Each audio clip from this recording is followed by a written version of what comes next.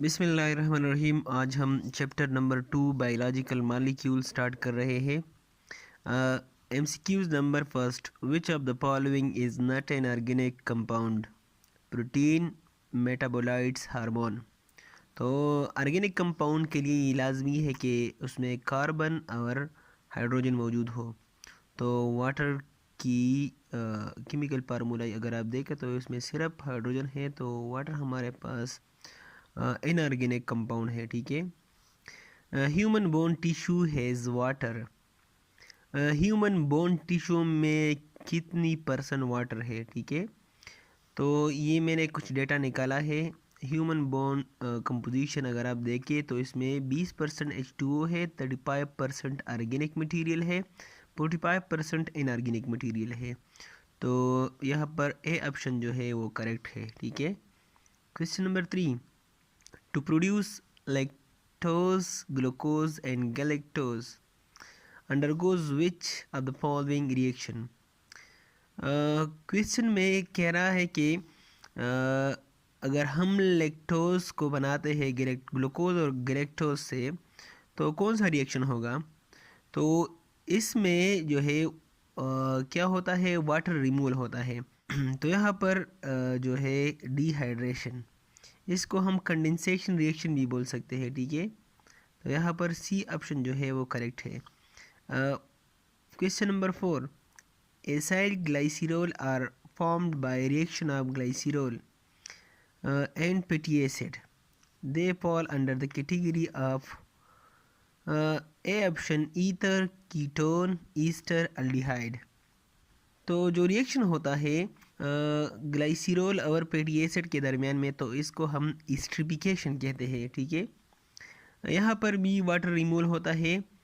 क्या होता है? वाटर रिमूवल होता है। ग्लाइसिरोल की अगर आप स्ट्रक्चर देखें तो CH2 CH2 यहाँ पर और यहाँ पर जो है OH ग्रुप होगा। ठीक है, OH।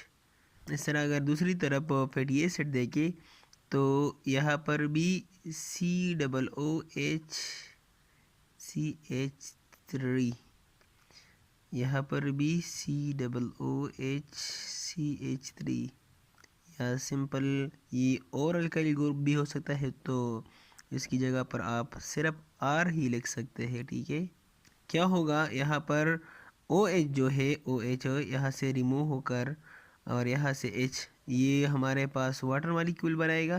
ठीक है, तो यहाँ पर भी वाटर रिमूव होगा, यहाँ पर भी वाटर रिमूव होगा, यहाँ पर भी वाटर रिमूव होगा। ठीक है, तो 3 वाटर मॉलिक्यूल यहाँ पर रिमूव होता है और जो कंपाउंड बनता है वो एसाइल ग्लाइसिरोल होता है और इसका जो ओरिजिनल नेम है वो है ट्राइग्लाइसराइड। ठीक है, तो ये ईस्टर की कैटेगरी में आते हैं। ठीक है।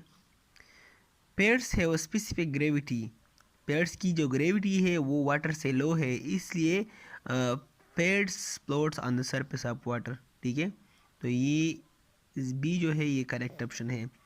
6, fibrous protein differ from globule protein because they are insoluble in water. And why they are insoluble in water?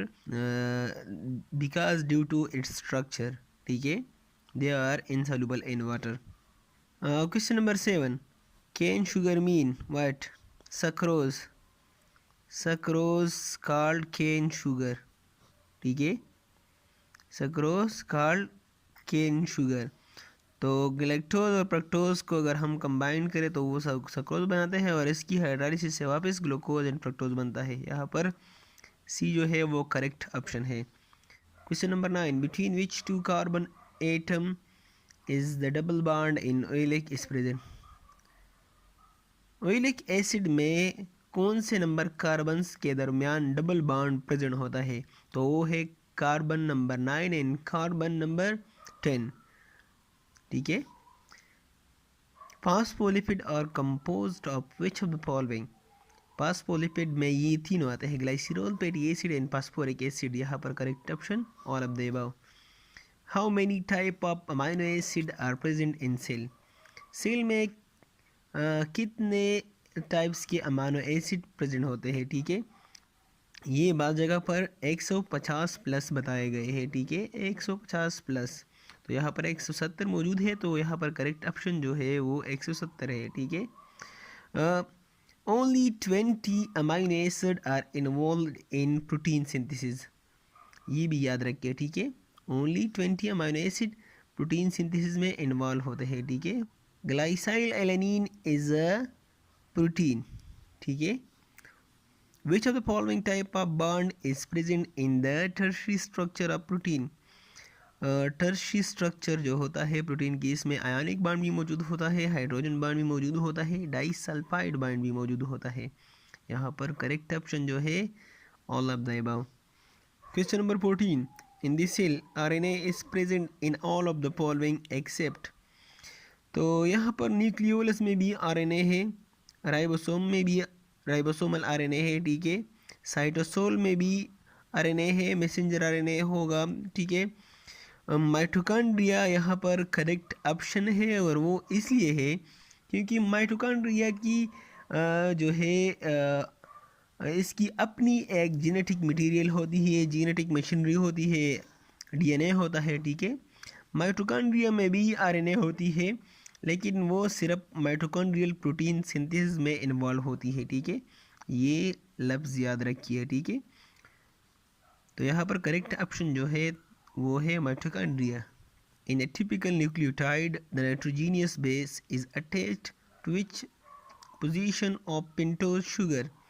अगर आप न्यूक्लियोटाइड की स्ट्रक्चर देखें तो ये राइबोज शुगर है, राइबोज है, ये कार्बन नंबर फर्स्ट है, यहाँ पर नाइट्रोजीनियस बेस अटैच्ड है, और ये है कार्बन नंबर 4 और ये है नंबर 5, यहाँ पर फास्फोरिक एसिड अटैच्ड है। ठीक है। तो करेक्ट ऑप्शन जो है वो है ए। ठीक है। और अगर किसी जगह पर ऐसा एमसीक्यूज आया हुआ है उसमें फास्फोरिक एसिड की बात की गई है तो वो कार्बन नंबर 5 पर अटैच्ड होता है। ठीक है।